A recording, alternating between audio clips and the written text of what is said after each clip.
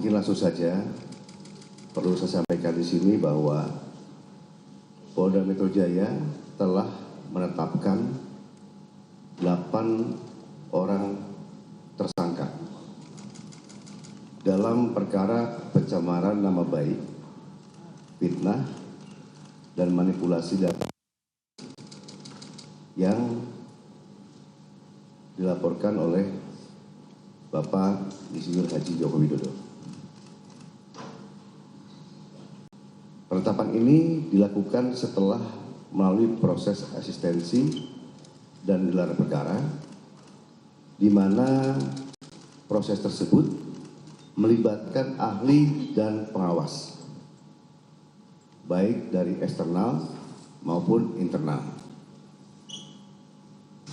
Untuk ahli yang dilibatkan adalah ahli pidana, ahli ITE, ahli sosiologi hukum, ahli komunikasi sosial, dan ahli bahasa. Itu yang kita minta keterangan sebagai saksi ahli. Selanjutnya perlu kami sampaikan bahwa gelar perkara penetapan tersangka yang dilaksanakan di Direktorat Reserse Kriminal Umum juga melibatkan dari eksternal, ya, dari Wasda, dari Wasidik, ya, Propam, dan juga Bikum, dengan dukungan hasil penyidikan yang komprehensif, ilmiah, dan pemeriksaan berbagai ahli dari bidangnya masing-masing. Berdasarkan hasil penyidikan, kami menetapkan 8 orang sebagai tersangka yang kami bagi dalam 2 klaster. Antara lain 5 tersangka dari klaster pertama yang terdiri atas nama ES, KTR, MRF, RE, dan DHL.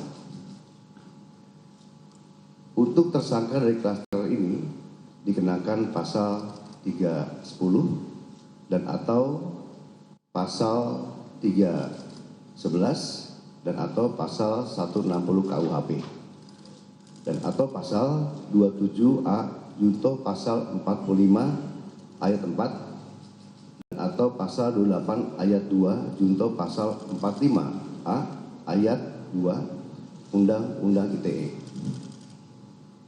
Untuk klaster kedua, ada 3 orang yang kami tetapkan sebagai tersangka, antara lain atas nama RS, RHS, dan TT.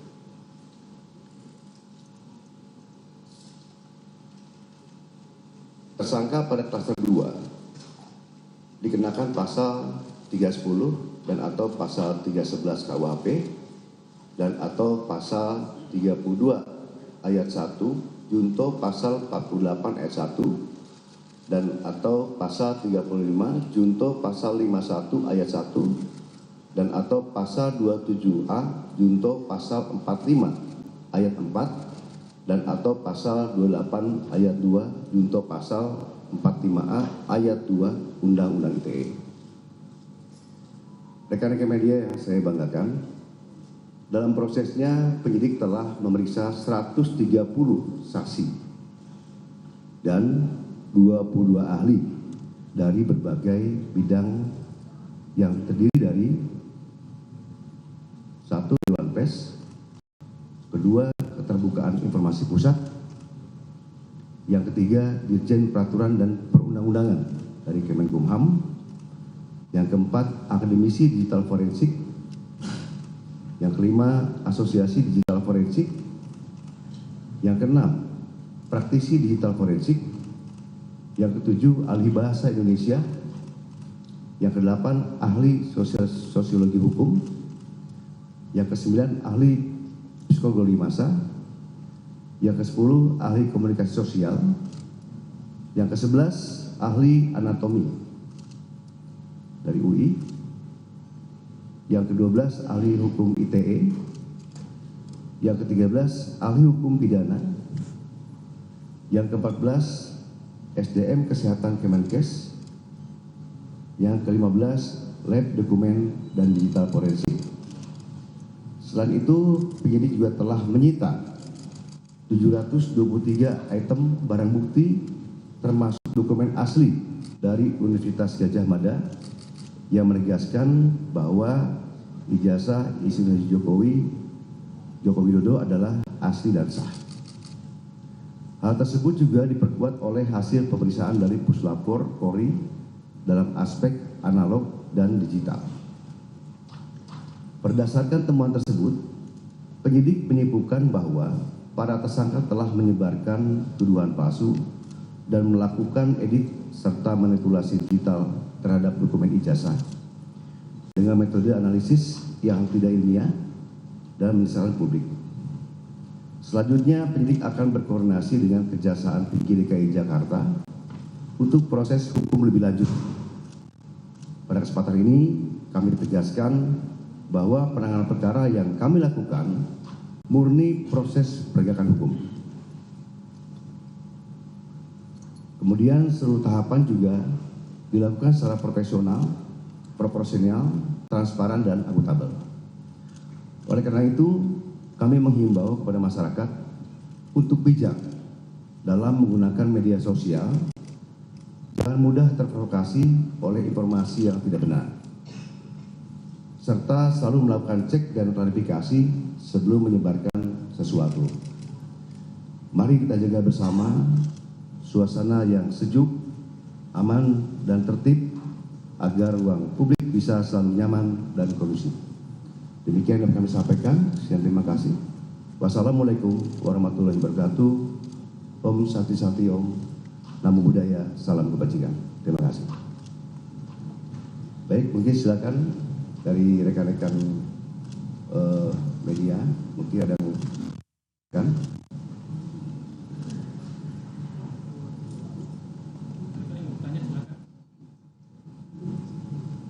Ya.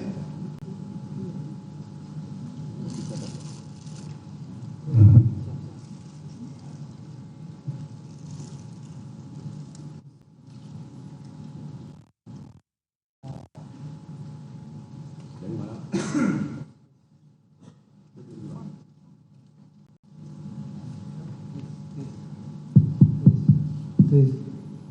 Izin Pak Kapolda, Pak Wakapolda, Pak Dir, Pak Kasubdit, saya Adi Anugrahadi dari liputan6.com. Ada dua yang ingin saya tanyakan, pertanyaan ringan saja. Yang pertama, bagaimana Polda Metro Jaya memastikan bahwa kasus ini diusut sampai ke tahap pengadilan. Yang kedua, yang kita tahu bahwa jarak antara pengumuman yang dilakukan oleh Barreskrim Polri dengan yang disidik oleh Polda Metro Jaya itu kan ada kaitannya gitu loh. Pada saat Barreskrim Polri mengumumkan bahwa tidak ada unsur pidana di dalam laporan ada aliansi masyarakat itu, apa yang membuat kasus ini terbilang lama dalam proses penyidikan? Apakah itu kaitannya dengan unsur pasal yang disangkakan oleh Polda Metro Jaya terhadap para terlapor atau seperti apa gitu? Terima kasih.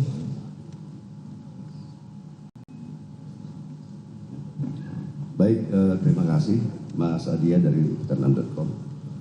Perlu kami sampaikan yang pertama itu bagaimana Polda Metro Jaya bisa mengusut ya sampai pengadilan.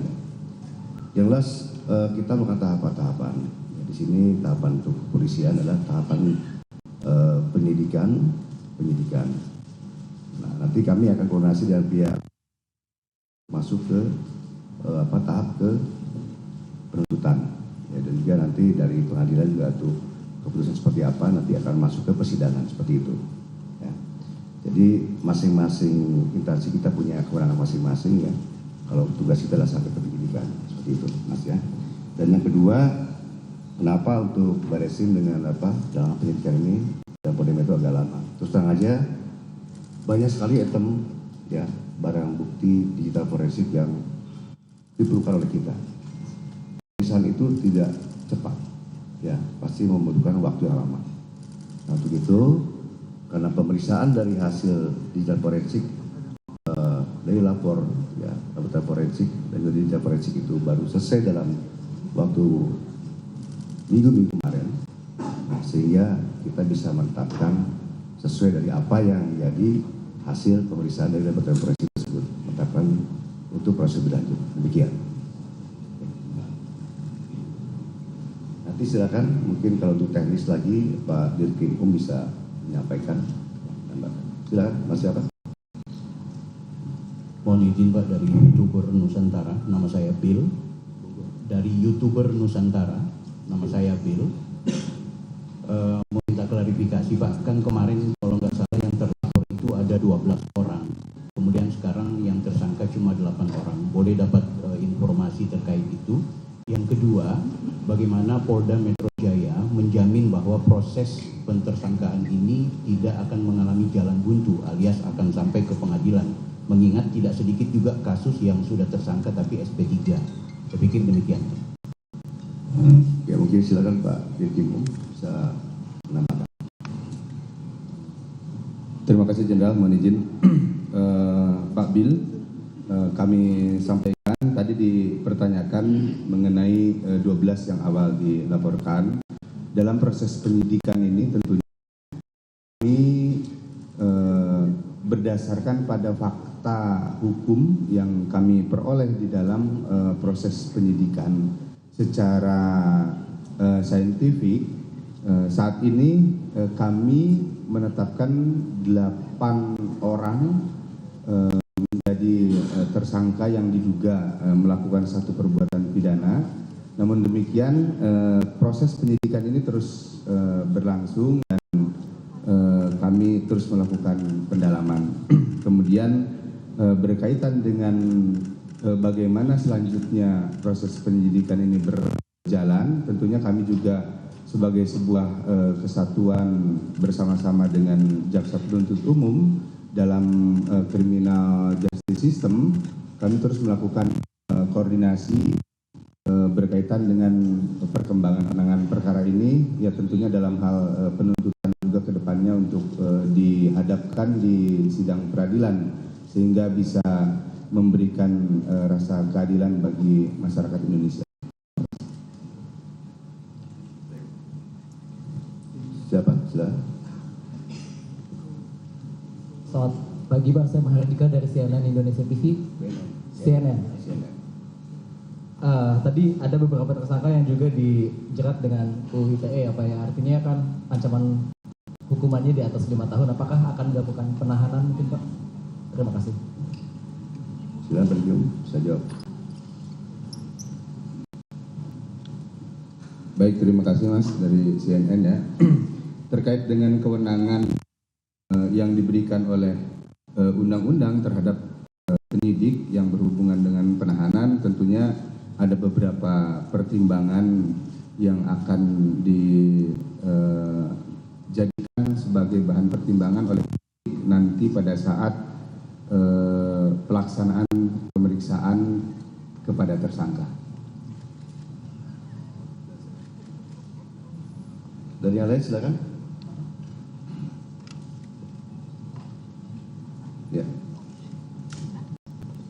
Izin saya Habibi dari merdeka.com. Hanya ingin meneruskan saja tadi kan untuk masa penahanan itu kan tergantung dari pemeriksaan nanti tersangka.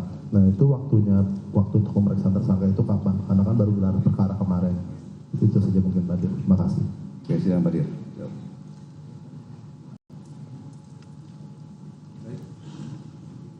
Terima kasih. Tentunya kita setelah ini akan mengirimkan surat panggilan kepada yang bersangkutan.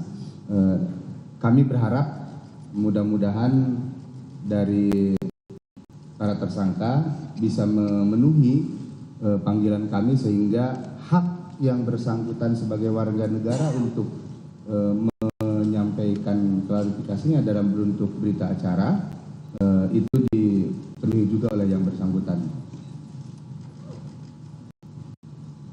Silakan satu lagi ya. Saya Carla dari Kompas TV Pak, mau menanyakan tadi kan disebutkan ada 2 klaster, yang klaster kedua ini, ya Carla dari Kompas TV. Yang klaster kedua ini kan tadi disebutkan ada 3 dan yang klaster pertama ada 5 tersangka. Nah ini yang berdasarkan backgroundnya dibedakan dua klaster ini, peran-peran yang mereka lakukan sehingga dibedakan ada dua klaster ini, kan untuk pasal juga ada yang sedikit berbeda, mungkin bisa dijelaskan lebih lanjut. Terima kasih. Baik, terima kasih Mbak Carla dari Kompas ya Mbak. Tadi disampaikan oleh Pak Kapolda terkait dengan dua klaster. Dalam hasil penyidikan kami yang diperoleh fakta dari hasil penyidikan tersebut, tentunya penentuan klaster adalah berdasarkan dari fakta penyidikan yang diperoleh oleh penyidik. Dan itu sesuai dengan apa yang dilakukan atau perbuatan hukum yang dilakukan oleh masing-masing tersangka, sehingga ini akan menentukan pertanggungjawaban hukum seperti apa yang harus dihadapi oleh tersangka. Jadi clustering itu didasarkan pada perbuatan yang telah dilakukannya. Baik ya rekan-rekan, saya rasa cukup ya. Itu yang dapat kami sampaikan. Ya. Itu saja yang dapat kami sampaikan ya. Terima kasih atas perhatiannya. Saya terima kasih. Wassalamualaikum warahmatullahi wabarakatuh.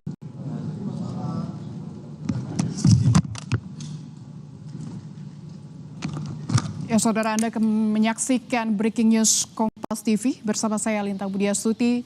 Anda baru saja menyaksikan pernyataan langsung dari Kapolda Metro Jaya Irjen Pol Asep Edi Suheri terkait dengan gelar perkara kasus tudingan ijazah palsu Jokowi.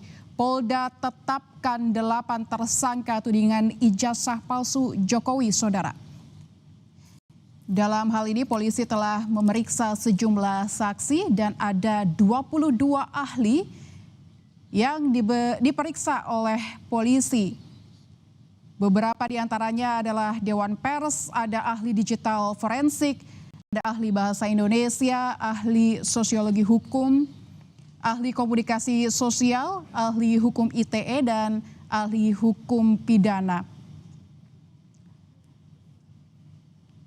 Sebelumnya ada 12 terlapor terkait dengan kasus tudingan ijazah palsu Jokowi, namun polisi menetapkan 8 tersangka untuk tudingan kasus ijazah palsu Jokowi ini, saudara. Pemeriksaan dilakukan melalui fakta penyidikan berdasarkan peran masing-masing tersangka yang akan mendasari hukuman atau pertanggungjawabannya ke depan.